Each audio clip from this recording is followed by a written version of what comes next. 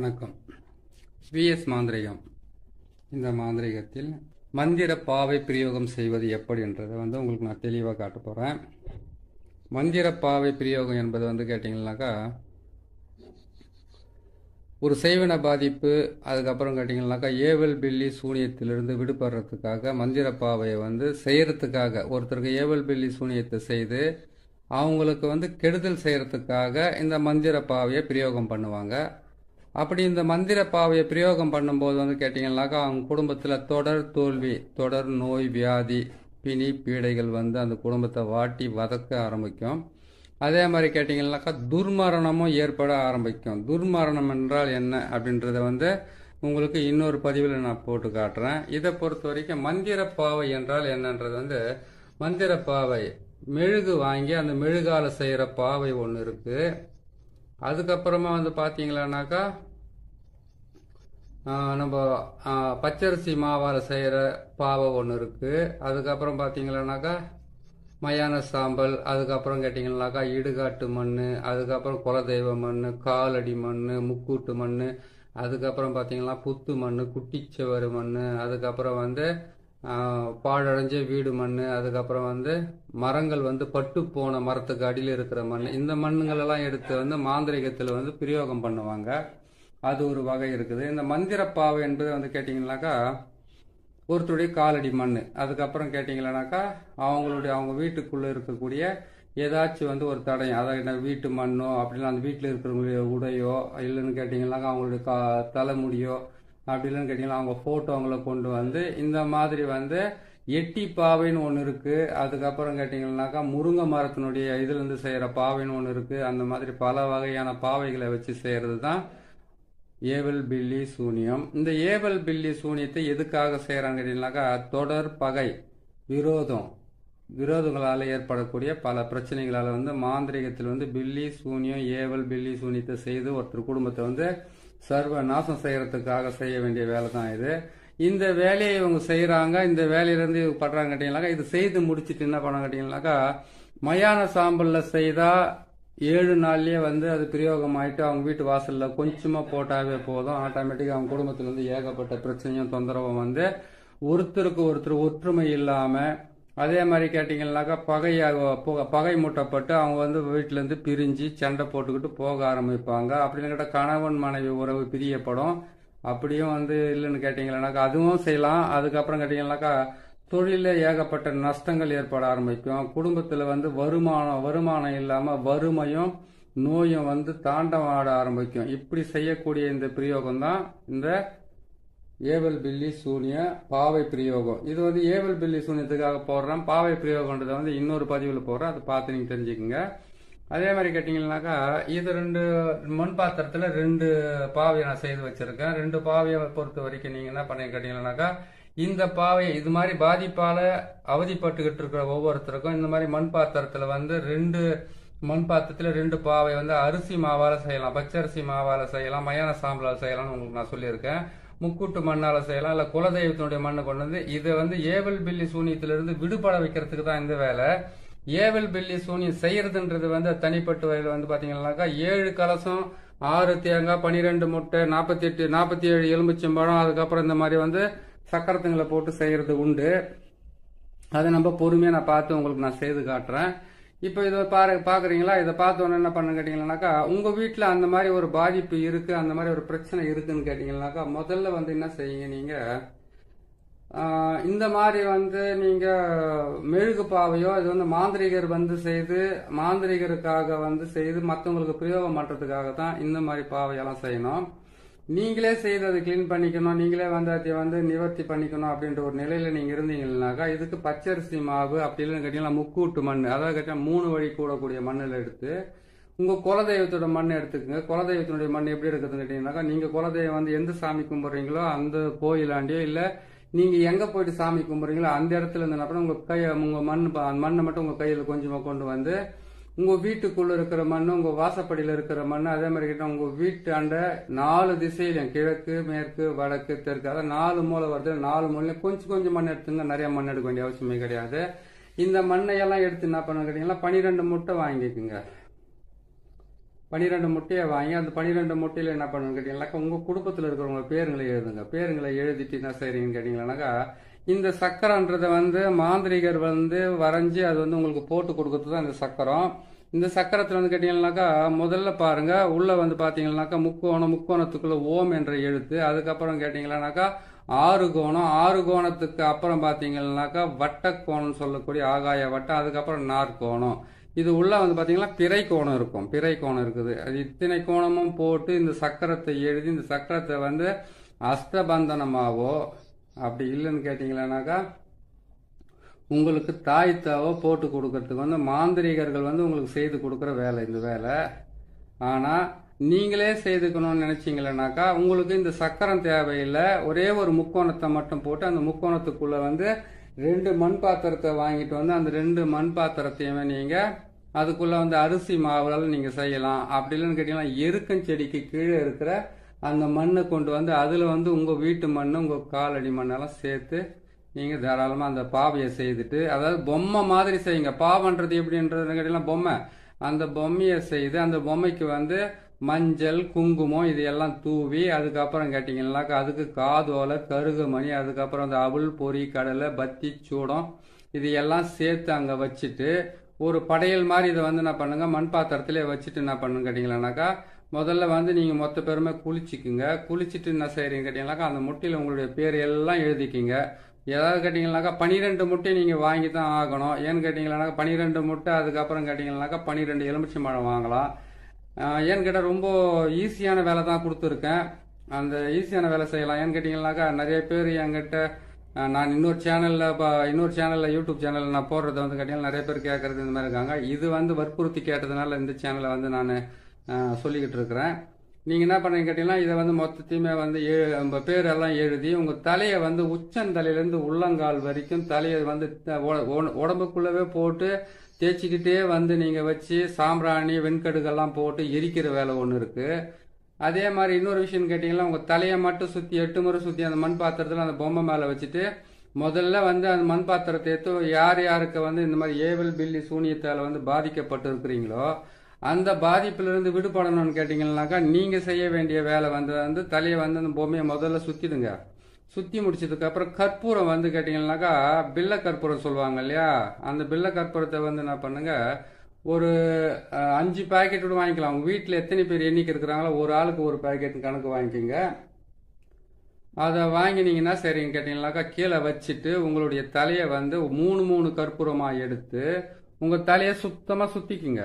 சுற்றி முடிச்சு அதுக்கப்புறம் நீங்கள் என்ன செய்கிறீங்கன்னு கேட்டிங்களானாக்கா அந்த மண் பாத்திரத்தில் கற்பூரத்தை வச்சுட்டீங்க. அதுக்கப்புறம் முட்டையை என்ன பண்ணுறீங்க 8 முறை சுற்றி என்ன பண்ணுறீங்கன்னாக்கா அதை கேட்டிங்கன்னாக்கா வலது கையில் 8 முறை சுற்றுறீங்கன்னாக்கா ஒரு முட்டையாவே இடது கையிலையும் நீங்கள் ஒரு முறை சுற்றி தான் ஆகணும். அந்த சுற்றினா தான் உங்களுக்கு கரெக்டாக வேலை செய்யறதுக்கு ஆரம்பிக்கும். அதை சுற்றி அது மேலே வச்சுடுங்க. அதுக்கப்புறம் கேட்டிங்கன்னாக்கா வீட்டினுடைய மூளை இருக்குது பார்த்தீங்களா, அதான் 4 மூளை இருக்கும் ஒரு வீட்டுக்குள்ள. ஒரு வீட்டுக்குள்ள 4 மூளை இருக்குதுனாக்கா ஒரு வீட்டில் வந்து 4 ரூம் இருக்குதுன்னா 4 மூலையும் சுற்றணுன்ற அவசியம் கிடையாது. ஈசானிய மூலை அக்னி மூலை வாழ்வு மூலை குபேர மூலைன்னு சொல்றாங்க இல்லையா, அந்த 4 மூலையுமே வந்து நீங்க அங்க போய் நின்றுக்கிட்டு கற்பூரத்தை கொளுத்திட்டு எலுமிச்சம்பழத்தை சுத்தி நசுக்கிட்டு அதுக்கப்புறம் முட்டையை வந்து என்ன பண்ணுங்க 4 முறை அப்படின்னு கேட்டா 8 முறை அப்படின்னு கேட்டா 12 முறை அப்படின்னு கேட்டீங்கன்னாக்கா அதை கெட்டதை விளக்கறதுக்கு உண்டான 4 8 12 செய்யணும். நல்லது நடக்கிறதுக்காக நீங்க சுத்தி போறீங்கன்னாக்கா 3 7 9 11 இந்த மாதிரி சுத்த வேண்டியதா இருக்கும். இதுவும் ஒரு விஷயமாவே இருக்குது. நீங்க பார்த்து இது செய்துக்குங்க. செய்து முடிச்சிட்டீங்க, தலையெல்லாம் சுத்திட்டீங்க, அந்த 2 மண் பாத்திரத்துல கற்பூரத்தையும் சுத்தி வச்சுட்டீங்க, முட்டையும் சுத்தி வச்சுட்டீங்க, எலுமிச்சம்பழம் 12 வாங்கினீங்க. 12லயும் உங்களுடைய பேரு உங்களுடைய அம்மா பேரெல்லாம் எழுதிட்டீங்க. எழுதி அதையும் தலையை சுத்தி நீங்க வச்சுக்கிட்டீங்க. வச்சுட்டு என்ன பண்றீங்கன்னு கேட்டீங்கன்னாக்கா எருக்கனுடைய குச்சி காஞ்ச குச்சி இருக்குது பாத்தீங்களா, அது போட்டு இதை எரிக்கலாம். எட்டி குச்சியை போட்டு எரிக்கலாம். அப்படி இல்லைன்னு கேட்டீங்கன்னாக்கா பலசரக்கு கடை நாட்டு மருந்து கடையில் போய் 108 மூலிகைன்னு ஒன்று கொடுப்பாங்க. அந்த 108 மூலிகையை வாங்கிட்டு வந்து கற்பூரத்தை நல்லா போட்டு இது எல்லாம் போட்டு என்ன பண்ணா இடுகாடு அப்படின்னு கேட்டால் மயானம், அப்படி இல்லைன்னு கேட்டீங்கன்னா முக்கூட்டு வழி, அப்படி இல்லைன்னு கேட்டீங்கன்னா ஏரி ஆறு குளம், அதுக்கப்புறம் கேட்டீங்கன்னாக்கா ஏதாச்சும் வந்து உங்களுக்கு தனிப்பட்ட முறையில் இடமா இருக்கிற இடத்துல போய் கொளுத்தலாம். அப்படி இல்லைன்னு கேட்டீங்கன்னாக்கா நீங்க உங்க வீட்டை விட்டுட்டு வெளியில போயிட்டு எங்கேயாவது மறைவான இடத்துங்கள செய்யலாம். எருக்கஞ்செடி கீழே கொளுத்தலாம். இவ்வளோ வேலை இருக்குது இதுல. இது செய்து முடிக்கிறீங்க. செய்து முடிச்சுட்டு எடுத்துன்னு போய் என்ன பண்ணுறீங்கன்னாக்கா, இது ஒரு நாள் செய்துடுறீங்க. இது ஒரு நாள் செய்து எடுத்துன்னு போயிட்டு எரிச்சிட்டு என்ன பண்ணுறீங்கன்னாக்கா, கல்லை தூக்கி போட்டு உடைக்கணும். எரிச்சு விட்டு அப்படியே விட்டு வந்துடக்கூடாது. கல்லை தூக்கி, அதாவது கற்பூரம் அடியில் இருக்கு, மேலே முட்டையை வச்சிருக்கிறீங்க. அதுக்கு கீழே வந்து பார்த்தீங்கன்னா கற்பூரத்துக்கும் முட்டைக்கும் கீழே வந்து பார்த்தீங்கன்னாக்கா அந்த பொம்மை இருக்குது. அந்த பொம்மையில் என்ன பண்ணுங்கன்னா கற்பூரத்தை மேலே போட்டு முட்டையை மேலே வைக்கிறீங்க. சுத்தியெல்லாம் வச்சுட்டீங்க. கொண்டு போயிட்டு பற்றி எரிக்கிறீங்க. அதாவது எரியணும். அது கற்பூரம் வந்து கம்மியாக போட்டுட்டு அதுக்கப்புறம் வந்து நீங்கள் எரிஞ்சும் எரியாமலும் செஞ்சும் செய்யாமலும் ஓடி வந்துடக்கூடாது. தேவை அது செய்து முடிச்சுட்டு என்ன பண்ணுறீங்கன்னு கேட்டிங்கன்னாக்கா, நீங்கள் அங்கேருந்து வந்து 3 அதாவது கேட்டாக்கா 3 இருக்கு. மஞ்சள் தண்ணி, மாட்டு கோமியம், அதுக்கப்புறம் கேட்டிங்களானாக்கா நீங்கள் இந்த மஞ்சள் தண்ணி, மாட்டு கோமியம், ரோஸ் வாட்டர் இருக்குது இல்லையா, அதெல்லாம் வந்து நீங்கள் ஒரு நாளைக்கு ஒன்று குளிக்க வேண்டியதாக இருக்கும். வீட்டில் ஒரு 7 நாளைக்கு தீட்டு படாமல் இருந்தாவே போதுமானது.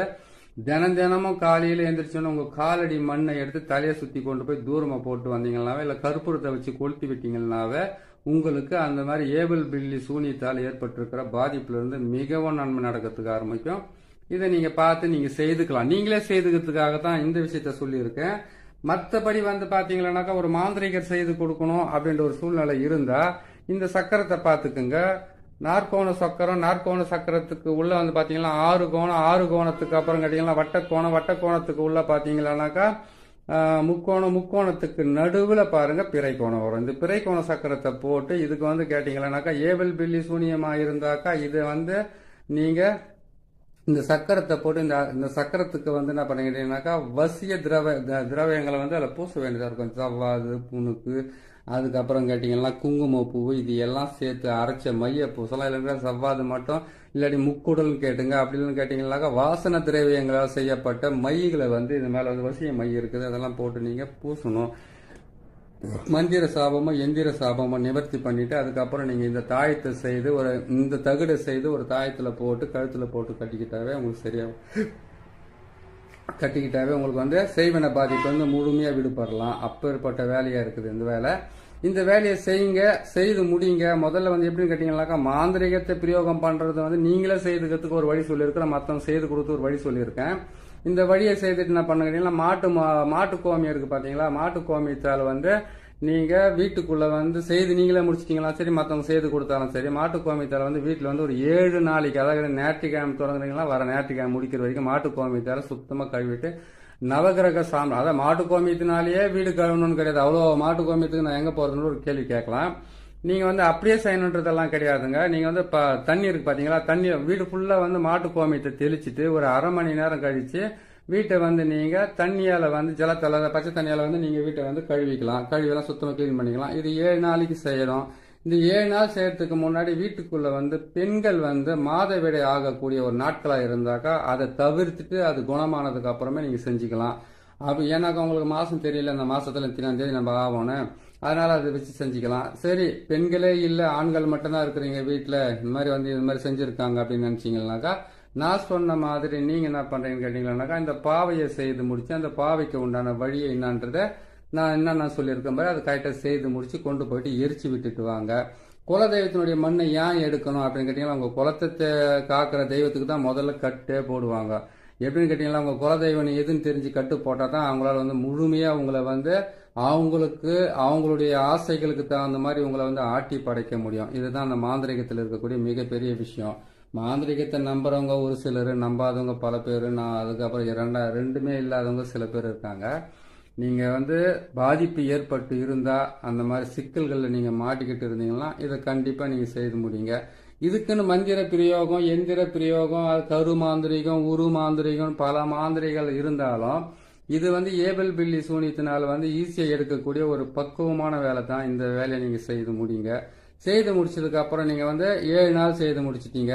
7 நாள் வீட்டையெல்லாம் சுத்தமாக கழுவி முடிச்சிட்டீங்க. அதுக்கப்புறம் என்ன பண்ணுங்க, உங்களுடைய குலதெய்வத்துக்கு உண்டான ஏதாச்சும் வந்து ஒரு பூஜையை போடுங்க. சரி, குலதெய்வத்துக்கு தான் போடணுமா, இப்பதான் போட்டோமே, இது செஞ்சதுக்கு அப்புறம் வேற என்ன செய்யலாம்னு கேட்டீங்கன்னாக்கா ஏதாச்சும் வந்து கேட்டீங்கன்னாக்கா உங்களுக்கு விருப்பமான கோயில்களுக்கு போயிட்டு ஒரு நாள் ஒரு இரவு மட்டும் அங்கே தூங்கி எந்திரிச்சு நீங்கள் போட்டுக்கிட்டு இருக்கிற ஆடைகளை வந்து அங்கே கழட்டி போட்டுட்டு நீங்கள் குளிச்சுட்டு மறுநாள் வந்து வீட்டை சேரத்துக்கு வழியை பார்க்கலாம். ஓரிரவு வந்து அந்த கோயிலை தங்கறதுனால இதெல்லாம் செஞ்சு முடிக்கிறதுனால மாந்திரிகத்திலிருந்து மிகப்பெரிய விடுதலை கிடைக்குமா, மாந்திரிக பிரயோகத்திலிருந்து தப்பிக்க முடியுமா? கண்டிப்பா முடியும். நீங்க பிரயோகம் பண்ணி பாருங்க, இதனுடைய பலன் வந்து உங்களுக்கு நிறையவே கிடைக்க ஆரம்பிக்கும். சரிங்களா?